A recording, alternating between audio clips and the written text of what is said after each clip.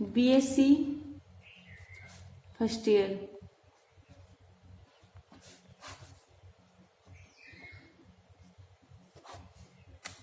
देखो कल हमने अनंत स्पर्शिया की परिभाषा पढ़ी थी कि अनंत स्पर्शिया की लिखी थी या समझा देती हूँ। अनंत स्पर्श की परिभाषा ये थी कि यदि एक सरल रेखा जो मूल बिंदु से परिमित दूरी पर स्थित हो, सरल रेखा है जो मूल बिंदु से, देखो अनंत स्पर्शी का मतलब समझाती हूँ पहले। जैसे ये अपना कौन सा है, एक्स अक्ष है, ये है वाई अक्ष, ठीक है। इसमें से जैसे कोई मूल बिंदु से कोई भी है, यानी कि समांतर भी मूल बिंदु से ये गुजर रही है कोई रेखा, कोई सरल रेखा है ऐसे भी गुजर सकती है, या फिर कोई वाई अक्ष समांतर होती है ना, ऐसे वाई अक्ष के समांतर भी होती है, या फिर एक्स अक्ष के समांतर ऐसे भी ले सकते हैं। तो ये मूल बिंदु से गुजरती है। अब देखो पहले सबसे पहले इस चित्र को समझते हैं कि कोई भी, जैसे इसमें सरल रेखा मूल बिंदु से गुजर रही है, ये किससे गुजर रही है, मूल बिंदु से गुजर रही है। अब इसने कहा अनंत स्पर्शी, कि यानी कि कोई रेखा है ना, कोई इसके स्पर्श में, कोई साथ में इसमें से गुजर रही है, ये भी मूल बिंदु से, जैसे भिड़ाएंगे नहीं इसके, ऐसे गुजर रही है, ठीक है। ये स्पर्श रेखा है, ये देखो ये अनंत स्पर्शी है। इसका मतलब क्या होता है, ये परिमित मान पे जब सरल रेखा के कोई ये रेखा गुजर रही है मूल बिंदु से, अनंत स्पर्श रेखा कोई खींचते हैं, तो ये धीरे धीरे स्पर्श रेखा अपन को लगता है कि ये कहीं ना कहीं जाएगी, कहीं ना कहीं इसके भिड़ेगी, स्पर्श करेगी, लेकिन ये स्टार्टिंग में स्पर्श ना करके किस पे करती है, अनंत में जाके कहीं स्पर्श करते हैं, इसलिए इसको क्या बोलते हैं, अनंत स्पर्शी कहते हैं, ठीक है। और ये परिमित, इसका मान क्या होता है, परिमित मान होता है, क्योंकि इसके एक अनंत पे जाके तो वो होती है ना, अपरिमित क्या होती है, जब ये इंफिनिट कभी मिलती नहीं हो, लेकिन ये अनंत पे जाके क्या होती है, एक बारी स्पर्श करती है। अब जैसे ये है वाई अक्ष है, जैसे मान लेते वाई अक्ष है, ये वाई अक्ष और वाई अक्ष के समांतर है, कोई सरल रेखा खींच ली। अब इस सरल रेखा के वाई अक्ष के समांतर सरल रेखा के एक स्पर्श रेखा खींचते हैं, सरल रेखा खींच ली। अब ये स्पर्श रेखा है जो स्टार्टिंग में तो नहीं स्पर्श करती, लेकिन धीरे धीरे जैसे जैसे अपन आगे बढ़ाते जाते हैं, ये नीचे बढ़ाते जाते हैं, ऐसे तो अनंत की ओर अग्रसर होती है। तो अनंत पर जाके कहीं जाके ये क्या करती है, क्या होती है, स्पर्श करती है। और अनंत पर जाके जब स्पर्श करेगी तो उसको बोलते हैं अनंत स्पर्शी। ये जैसे आगे जाके जैसे ऐसे करके टच हो जाएगी ना, तो इसको बोलते हैं अनंत स्पर्शी। लेकिन और अनंत पर जाके होगी, लेकिन उसका भी तो कोई मान होगा ना, इन्फिनिटिव अनंत पे जाके होती तो है, लेकिन उसका मान क्या होगा, परिमित तो होगा ही, ठीक है। ये होते हैं अनंत स्पर्शी। तो ये देखो इसकी परिभाषा से अपन समझते हैं कि यदि एक सरल रेखा अपन लिखी थी, यदि एक सरल रेखा जो मूल बिंदु से परिमित दूरी पर स्थित है, मूल बिंदु से अपन ले ली है परिमित दूरी पर स्थित, मूल बिंदु से ये मूल बिंदु है और परिमित दूरी पर स्थित है सरल रेखा, जिसकी ओर एक स्पर्श रेखा पर्वत है, जिसकी ओर क्या है, एक स्पर्श रेखा खींची अपन ने, जबकि संपर्क बिंदु जो सरल रेखा पे लिया है मूल बिंदु के अनंत की ओर अग्रसर है। संपर्क बिंदु क्या, मूल बिंदु के अनंत की ओर अग्रसर है, आगे की ओर अग्रसर है, अतः उस सरल रेखा की वक्र की क्या कहते हैं, अनंत स्पर्शी कहते हैं। यही समझाया है, ठीक है। ये होती है अनंत स्पर्शी की परिभाषा। और इसके बाद कौन सा, देखो अनंत स्पर्शी की परिभाषा के बाद एक आती है त्रियक अनंत स्पर्शी। त्रियक अनंत स्पर्शी, इसकी परिभाषा क्या हो जाएगी, वह अनंत स्पर्शी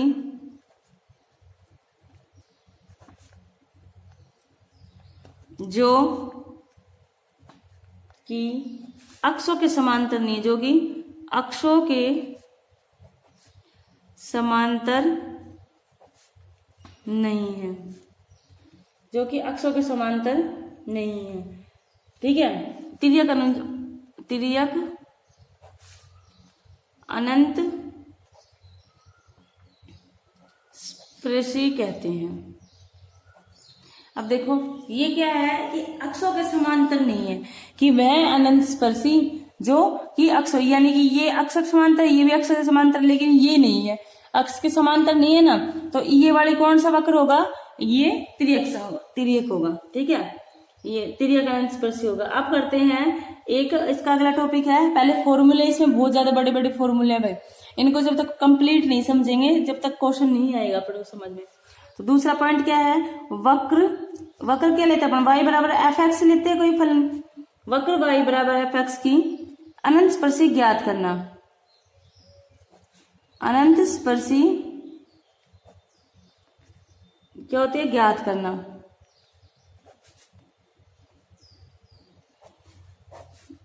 y बराबर एफ एक्स की क्या करेंगे, अनंत स्पर्शी ज्ञात करेंगे, ठीक है। अब इसमें इसके लिए क्या करते हैं, सबसे पहले माना कोई वक्र दिया है, माना वक्र क्या दिया है, y बराबर में एफ एक्स। देखो इसके अनंत स्पर्शी कैसे ज्ञात करते हैं, y बराबर एफ एक्स कोई दिया हुआ वक्र, तो बिंदु, ये तो वक्र दे रखा है, ये वाला वक्र दे रखा है, ठीक है। अब इसमें क्या करना है कि बिंदु स्पर्श रेखा का समीकरण क्या होता है, बिंदु एक्स वाई पर स्पर्श रेखा का समीकरण। स्पर्श रेखा का समीकरण क्या होता है, बिंदु x बराबर में एक्स वाई पर स्पर्श रेखा का समीकरण क्या होता है भाई, y बराबर में क्या था, y माइनस वाई और d y upon d x, x upon x, x स्पर्श रेखा का समीकरण होता है ना ये, ठीक है। अब देखो x माइनस एक्स हो गया, y माइनस वाई हो गया, ठीक है। अब इसमें क्या करते हैं, y के इस रूप में लेके आए, y के रूप में लेके आए, ठीक है। y बराबर एफ एक्स है तो y के रूप में लेके आते हैं इसको, तो इसको लिख सकते हैं अपन y बराबर में, ये इधर जाएगा तो क्या जाएगा, माइनस प्लस में y हो जाएगा, यानी कि पहले इसको लिखते हैं x d y upon d x, गुणा कर लेते हैं अंदर, x d y upon d x, और इधर आ जाएगा y d y upon d x, ये हो जाएगा x माइनस ये प्लस को जाएगा इधर, ये इधर जाएगा तो प्लस को जाएगा y और x d y upon d x, ठीक है। और सरल रेखा का समीकरण क्या होता है, ये स्पर्श रेखा का समीकरण y बराबर में अपन जानते नहीं लिखते थे, y बराबर में एम एक्स प्लस में c, ठीक है। तो ये क्या हो गया, x यानी कि ढाल m का मान तो ये हो गया, और y minus x d y upon x को क्या मान लेंगे, इससे तुलना करेंगे तो c, ये किसके बराबर हो गया, c के। तो अपन मान लेते हैं कि ये अनंत स्पर्शी जो y एक्स के समांतर है, किसके समांतर है, y एक्स के समांतर, ये इसका मान ले, ये अनंत स्पर्शी है y एक्स के समांतर है, माना अनंत स्पर्शी क्या है, y अक्ष के समांतर है। अब y अक्ष के समांतर है तो मान लेते हैं y अक्ष के समांतर होता तो x का मान इन्फिनिटी को और वो होगा ना, तो अपन लिख सकते हैं इसमें कि y बराबर एफ एक्स के, y बराबर एफ एक्स के अनंत स्पर्शी होने के लिए क्या लेंगे, जब x टेंड्स टू इन्फिनिटी तब dy अपॉन डी एक्स तथा x y minus x d y upon d x क्या हो, दोनों की सीमाएं क्या होनी चाहिए, परिमित। देखो इसको समझाती हूँ, सीमाएं परिमित हो। और y एक्स के समांतर थी ना, y एक्स के समांतर मैंने बताया था, y एक्स के समांतर, ये अनंत पर जाके एक परिमित ही तो होगी, ये स्पर्श रेखा अनंत पर जाके क्या होगी, परिमित मान तो परिमित ही है अनंत पर जाकर, क्योंकि कहीं ना कहीं तो मिलती है और उसका अपना मान निकाल सकते हैं। तो परिमित y परिमित कब होगा, y बराबर एम एक्स, जब m ढाल इसकी परिमित हो और अंतखंड परिमित हो। इसलिए अपन ने क्या लिया है कि x टेंड्स टू इन्फिनिटी के लिए तब dy अपॉन डी सी क्या होना चाहिए, परिमित सीमा होनी चाहिए। इसका मतलब क्या होगा, limit x tends to infinity dy upon d x equals to m तथा limit x tends to infinity y minus x d y upon d x equals to में क्या ले लेंगे c, ठीक है, ये ले लिया। अब देखो इसका मान निकालते हैं। यदि ये सीमाएं विद्यमान है तो अनंत स्पर्शिका समीकरण क्या होगा, अनंत स्पर्शिका समीकरण। देखो ये क्वेश्चन जब अपन करेंगे ना, ये फॉर्मूले करेंगे, पूरा कंप्लीट क्वेश्चन करेंगे, जब ही समझ में आएंगे। एक बार लिख लेते हैं इस फॉर्मूले को।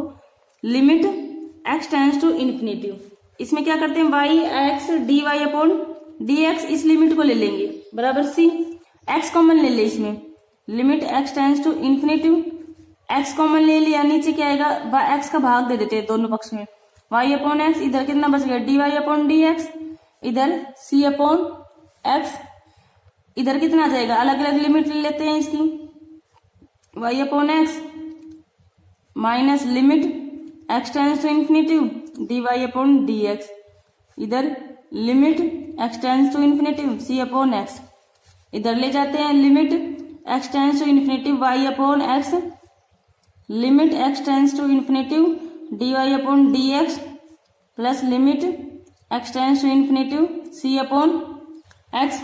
अब इसका मान क्या रख देंगे, इसका मान क्या जाएगा, इसका जानते हैं क्या है, लिमिट x का m प्लस x इन्फिनिटिव है तो x का मान तो 0 आ जाएगा, इन्फिनिटिव रखेंगे तो 1/0 तो 0 आ जाएगा 0, तो इसका मान क्या जाएगा, limit x tends to infinitive y upon x का मान हमेशा क्या आएगा m, याद रखना भाई ये, ठीक है।